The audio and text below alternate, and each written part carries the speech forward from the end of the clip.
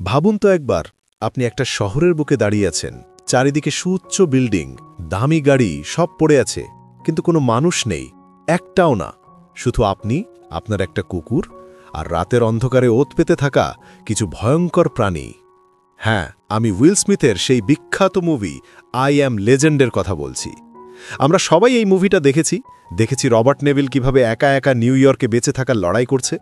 কিন্তু আপনার মাথায় কি কখনো এই প্রশ্নটা এসেছে, কিভাবে শুরু হলো এই সর্বনাশ? কিভাবে পুরো পৃথিবীটা এমন জনশূন্য হয়ে গেল? আজকের ভিডিওতে আমরা ঠিক এই জিনিসটাই এক্সপ্লেন করব।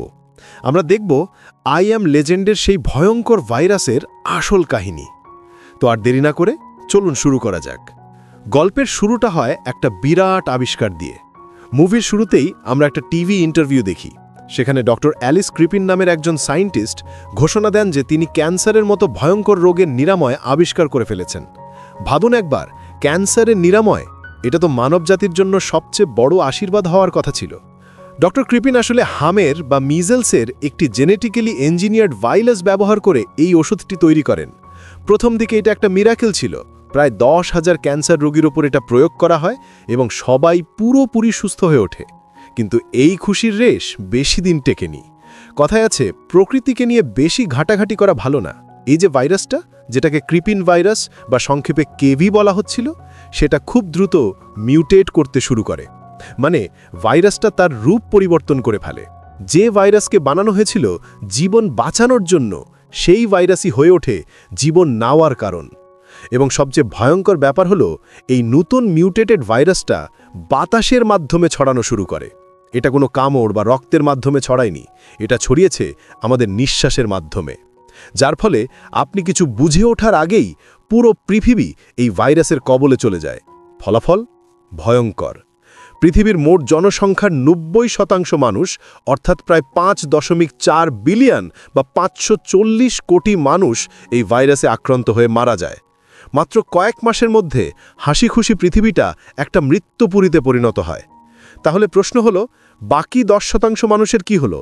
এই 10%-এর মধ্যে মাত্র 1% মানুষ ছিল যাদের শরীরে প্রাকৃতিক ইমিউনিটি ছিল, অর্থাৎ এই ভাইরাস তাদের কোনো ক্ষতি করতে পারেনি। আমাদের মুভির হিরো রবার্ট নেভিল ছিল এই 1% ভাগ্যবানদের একজন। কিন্তু বাকি 9%? এই বাকি 9% মানুষ মারাও যায়নি, আবার পুরোপুরি মানুষও থাকেনি। এই বাকি 9% মানুষই পরিবর্তিত হয়ে পরিণত হয় সেই ভয়ঙ্কর জীবগুলোতে, যাদের আমরা মুভিতে দেখেছি। এদেরকে বলা হয় ডার্ক সিকার। অনেকে এদের জম্বি বলে ভুল করে, কিন্তু সত্যি বলতে এরা জম্বি থেকে অনেক বেশি ভয়ঙ্কর এবং বুদ্ধিমান। এই ক্রিপিন ভাইরাস তাদের শরীরের মেটাবলিজম ভয়ঙ্করভাবে বাড়িয়ে দেয়। তাদের হৃৎপিণ্ড মিনিটে 200 বারের বেশি স্পন্দিত হয়। শরীরের তাপমাত্রা 106 ডিগ্রির বেশি থাকে। এই প্রচণ্ড তাপের কারণে তারা সূর্যের আলো সহ্য করতে পারে না। ইউভি লাইট তাদের চামড়া পুড়িয়ে ফেলে, তাই তারা শুধু রাতেই বেরোয়।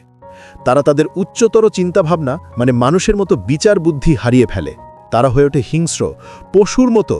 তাদের একটাই উদ্দেশ্য, খাদ্য খোঁজা এবং শিকার করা। কিন্তু তারা মোটেও বোকা ছিল না। তারা নিজেদের মধ্যে যোগাযোগ করতে পারত, দলবদ্ধভাবে শিকার করত, এমনকি তারা একটা নতুন সামাজিক কাঠামোও তৈরি করেছিল। মুভিতে আমরা যে আলফা মেল ডার্ক সিকারকে দেখি, সে কিন্তু তার দলের নেতা ছিল এবং তার মধ্যে প্রতিশোধ নেওয়ার মতো জটিল আবেগও ছিল। এখানেই আসে গল্পের সবচেয়ে বড় টুইস্ট।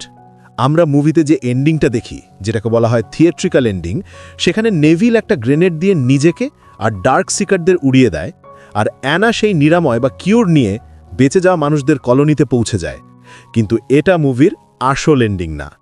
মুভিটির একটি অল্টারনেট এন্ডিং আছে, যেটা বইয়ের গল্পের অনেক কাছাকাছি। এই অল্টারনেট এন্ডিংয়ে যখন আলফা মেল ডার্ক সিকার নেভিলের ল্যাবে আক্রমণ করে, তখন নেভিল একটা জিনিস বুঝতে পারে। আলফা মেল তাকে মারতে আসেনি, সে এসেছে তার সঙ্গীকে উদ্ধার করতে। নেভিল যে ফিমেল ডার্ক সিকারকে ধরে এনে এক্সপেরিমেন্ট করছিল, সে ছিল এই আলফা মেলের সঙ্গী। নেভিল তখন বুঝতে পারে যে এই ডার্ক সিকাররা স্রেফ জানোয়ার নয়, তারা বুদ্ধিমান, তাদের পরিবার আছে, ভালোবাসা আছে। তারা একটা নতুন সমাজ তৈরি করেছে, আর সেই নতুন সমাজে রবার্ট নেভিলই হল আসল ভিলেন বা দানব। ভাবুন একবার, ডার্ক সিকারদের কাছে নেভিল ছিল একটা ভয়ঙ্কর প্রাণী, যে দিনের দালয় ঘুরে বেড়ায়, তাদের ধরে নিয়ে যায়, তাদের ওপর ভয়ঙ্কর পরীক্ষা নিরীক্ষা করে এবং তাদের মেরে ফেলে। ওই মুহূর্তে নেভিল নিজের মনে মনে বলে ওঠে, আই অ্যাম লেজেন্ড। কারণ ঠিক যেমন আমাদের গল্পে ভ্যাম্পায়ার বা রাক্ষসরা এক একটা লেজেন্ড বা কিংবদন্তি, তেমনি ডার্ক সিকারদের এই নতুন পৃথিবীতে রবার্ট নেভিলই ছিল সেই ভয়ঙ্কর লেজেন্ড। তো বন্ধুরা, এই ছিল আই অ্যাম লেজেন্ড মুভির পেছনের আসল গল্প। একটা ছোট্ট ভুলের কারণে কিভাবে পুরো পৃথিবীটা বদলে গেল। ক্যান্সারের নিরাময় আনতে গিয়ে ডক্টর ক্রিপিন পৃথিবীকে উপহার দিলেন এক ভয়ঙ্কর বিভীষিকা। আপনার কোন এন্ডিংটা বেশি ভালো লেগেছে, থিয়েট্রিক্যাল এন্ডিং নাকি অল্টারনেট এন্ডিং, যেটা মুভির নামের আসল মানেটা তুলে ধরে? আমাকে অবশ্যই কমেন্ট করে জানাবেন। দেখা হবে পরের কোনো মুভির এক্সপ্লেনেশনে। ধন্যবাদ।